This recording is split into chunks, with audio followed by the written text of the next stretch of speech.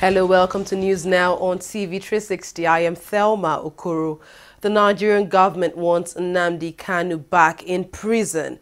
In a motion filed on Friday, the government says the leader of the indigenous people of Biafra has violated all his bail conditions and must be returned to prison immediately. Before his release in April this year, the presiding judge Binta Nyako barred him from attending any rallies in the country, being in a crowd of more than 10 people and granting any form of interview. He has done all these things, leading the government to seek his return to prison immediately. Kanu was released after being detained for nearly 2 years since 2015. He has been charged with criminal conspiracy and belonging to an illegal society. At least one person has been reported killed during the inauguration of the acting chairman of the Bayelsa State chapter of the All Progressives Congress. The incident occurred in Yanagwa, the Bayelsa State capital. It follows violence that erupted at the venue of the event as many supporters of the party gathered for the commencement of the ceremony.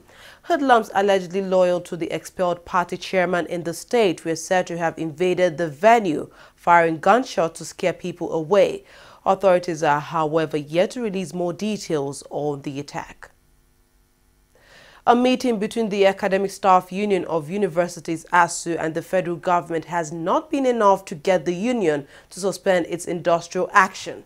It, however, paved way for further talks between both parties, and it's expected to return to the negotiating table next week. The indefinite strike action, which began on Monday this week, has entered its 5th day. Academic programs in most public universities in the country, however, remain grounded. Meanwhile, Minister of Education Adamu has hinted the strike may be called off within 1 week. The minister says he was hopeful the meeting so far between ASU and all stakeholders would return students and lecturers to the classes soon.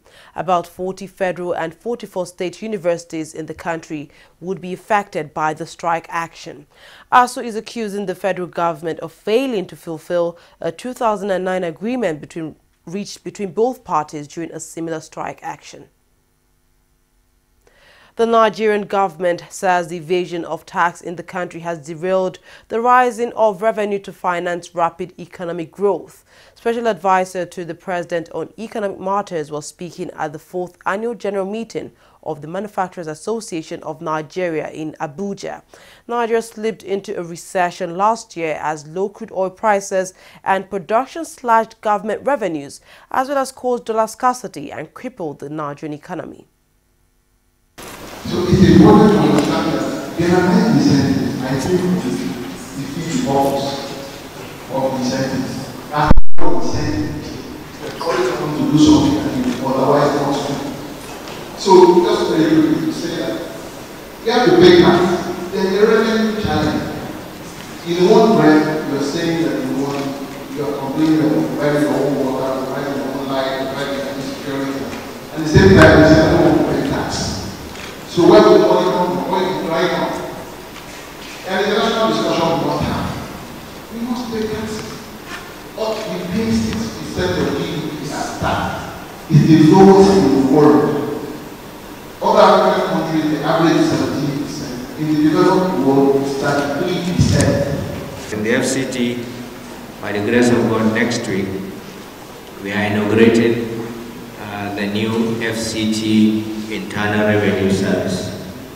It's something that we never had before in the FCT. Taxes in the FCT were collected on our behalf by the Federal Inland Revenue Service. But now we have an act of parliament that clearly stipulates what we are supposed to do and what we need to collect. We do hope that based on the Joint Tax Board regulations and policies across the country, we plan that when the Abuja FCT Inland Revenue Service is fully on ground within the next few months, a lot of these taxes would be harmonized in such a way that probably you just make one payment and then the institution will be able to allocate the payments to all the relevant agencies. I'm just going to urge members who are here to keep up with Nigeria. put passion and energy into what you are doing. It's not really all about making money. In the process, you are expected to make money. But if you put passion and energy into what you are doing, making money will be second thing. And then you see that whatever you are doing, you are going to get good results because you already have your mind on, I love what I'm doing. Please keep up the good work, keep on being manufacturers, and the future is very, very great for manufacturers. The Nigerian police force is rejecting a report accusing it of being among the most corrupt sectors in the country. National Bureau of Statistics in its latest report says that Nigerians have spent about 400 billion naira on payment for bribe in the last year. The report listed the Nigerian police force, customs service and Nigerian judges as the most corrupt public officials in the country. Meanwhile, in a swift reaction, police spokesman Jimoh Moshood says that the report is misleading, a clear misrepresentation of facts essentially based on hearsays. The Nigerian Labour Congress is condemning an attack on EFCC's office in Abuja. Some gunmen on Wednesday had invaded the office of the anti-graft agency. Even though no one was hurt, the gunmen left a death note for one of the agency's detectives, Ishaku Sharu. He heads the Foreign Exchange Malpractices Fraud section in the agency. A statement from the NLC says the attack is intended to deter and compel operatives of the Commission from carrying out their ongoing investigations, prosecution against corruption. The body is asking the government to give the EFCC support to avoid a recurrence of such attacks. Meanwhile, the SocioEconomic Rights and Accountability Project, SERAP, has urged Acting President Yemi Osinbajo to direct the Inspector General of the Nigerian Police Force, Ibrahim Idris, to lead the investigation in the attack against the EFCC. In a statement, SERAP also condemned the attacks and urged EFCC to remain steadfast and not be intimidated. SERAP wants the government to immediately improve the system of protection for the officials of EFCC and all the anti-corruption agencies. In a bid to address flooding issues and fire outbreak concerns in Lagos, a professional organization for security professionals has called on residents to be more security conscious. Known as ASIS International, the group, in collaboration with the Lagos State Fire Service, organized an event in Nigeria's southwest region. Today, we brought in Lagos State Director of Lagos State Fire Service to come and speak with us how we can collaborate with the security, because when it comes to security, it's about safety. Security is also about health and safety, and ASIS International, we talks a lot about safety. When you are doing a certification exam, CPPs, you do a safety exam as well that talks about the fire and all that stuff. So we want to ensure that our relationship with the fire service is actually very strong in Lagos, to ensure that all our members can know how to get their response, how to be able to when to get their response, who to call when they have any challenges, and who to call when they are not getting response. So this actually enable the fire service to know that there is a security body existing, which they need to attend to, and us to also know that they are also ready, and these are the equipment they have. This is the way we can work with them to make sure that we can secure our environment much better. The new center which I just mentioned, the Bolade Oshodi, that is why we have all the safety responders just under one roof, and we have a common training which we are going through now on SOC. And we don't pray it happens, but I want to tell you, if it eventually happens, the state government is well prepared. Don't just let me say fire service now, because it's now a collaborative effort. It's not a job just one unit can handle. And that is one of the reasons. And like I told you, that unit we have at Bolade is going to be replicated in all the Lagos zones, so that in case of any emergency within any axis, they are there on time. And the issue about flood, we are also doing that, but that's why more about flooding has to do with clearing of our channels. And outside that, it also requires public awareness and education. Most of these things are caused by you and I. because the waste does not just fall from heaven. Someone drop it there. If we imbibe the habit of cleanliness, starting from there, when you drink your bottled water or sachet water, you go along to your house with the empty sachet or plastic. You don't drop it on the road. It won't go back to the drain. Former President Olusegun Obasanjo has described lawmakers in Nigeria as, quote, a bunch of unarmed robbers. He criticized the National Assembly over the large cost of maintaining the institution and their large pay. The former president says government spending on overheads, salaries and allowances in the face of the prevailing economic situation would not boost the socio-economic development of the country. Nigerian filmmaker and education advocate Zuriel Oduwole has premiered her latest documentary on child education. Follow the Ball for Education, that's the name of her latest work.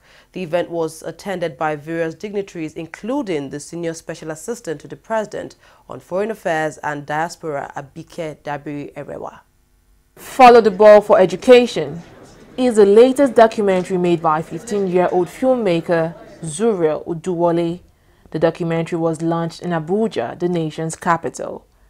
The movie is basically about Zuriel's campaign for the education of the girl child. She has taken her campaign across countries, seeking support for her project by urging individuals to sign the significant ball for education. Guests present at the event include her family, representatives from the Nigerian government and European Union, as well as students from schools across the country.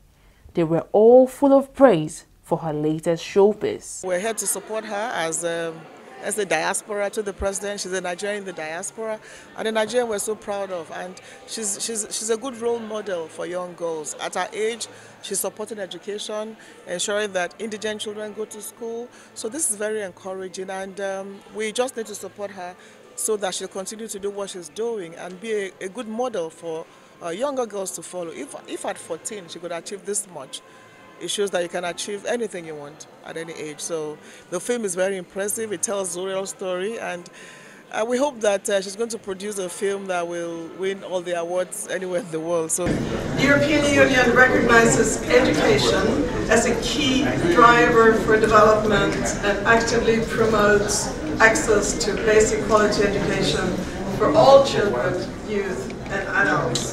This girl drives us around the whole world. Now, as parents, honestly, see, children teach you humility. Children teach you, you think you're the boss. No, no, no. The children are the boss. If a child cries and says, I need this, guess who's the boss? You have to tend to the child. I learned that a long time ago. With a passion for filmmaking and child education, this 15-year-old has devised a unique way of getting her message across both children and adults. In 12 countries to over 23,000 children about why it's so important to stay in school and get educated. Basically, my experience with my education project inspired me to create a documentary to bring more awareness to girls' education. In the future, I want to become a robotics engineer. Then when I get much older, I want to become the President of the United States of America so I can have an influence on policies that are created around the world, but especially here on the African continent. While most kids her age want to go out and play, Zuriel Oduwole is out to ensure that through her documentaries, she can sway government to take more actions on education.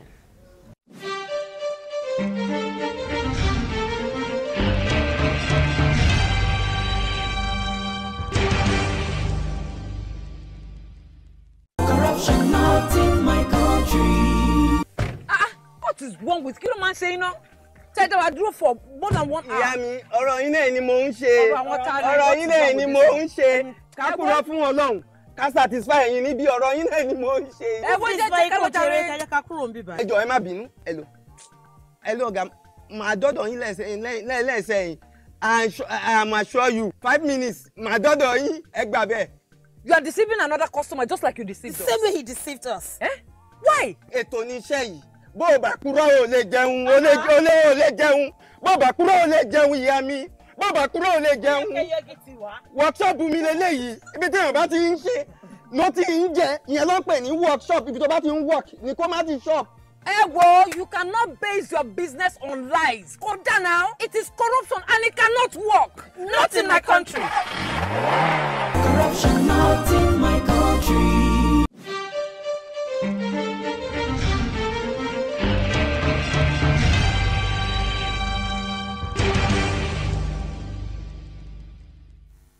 Welcome back. On to business stories now. The naira is seen weakening on the black market in the coming days.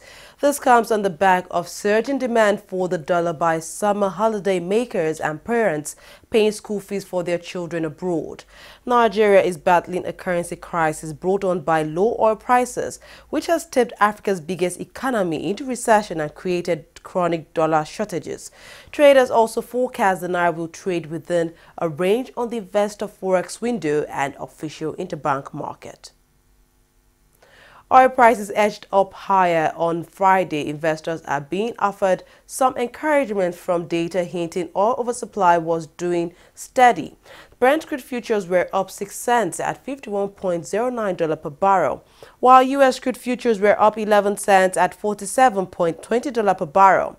Signs of supply tightness have started appearing in the U.S., which is the world's biggest oil consumer.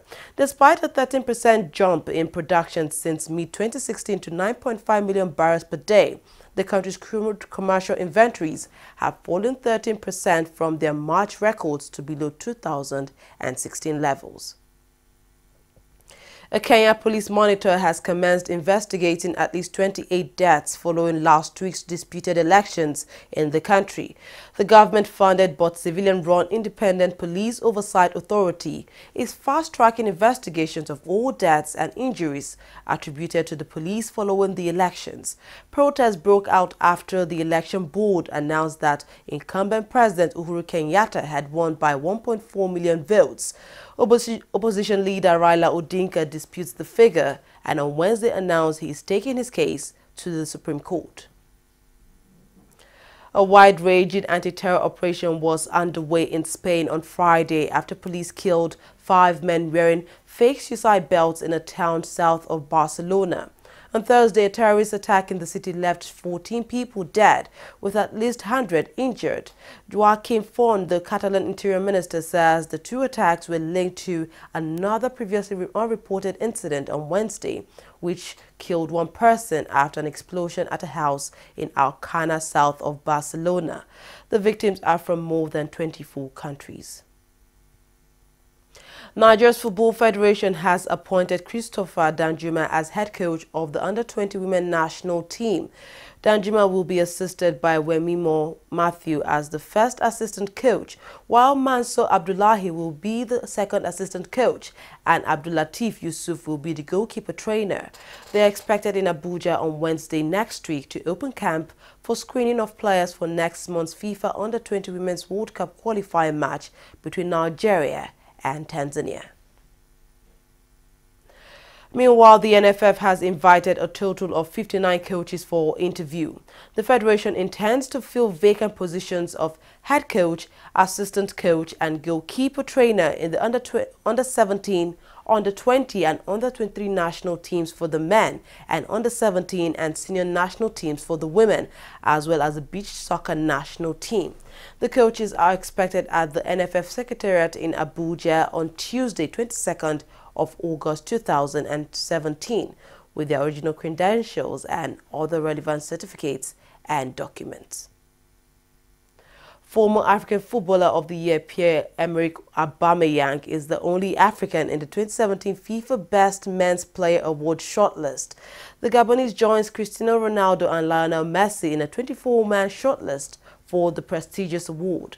The shortlist was decided by a panel of former footballers, which included Nigeria's J.J. Okocha, Argentina's Maradona, and Brazil's Cafu. They were chosen based on their achievements from 20 November 2016 till 2nd of July 2017. Winner of this award will be chosen by a process involving national team coaches, captains, selected media, and the fans, of course.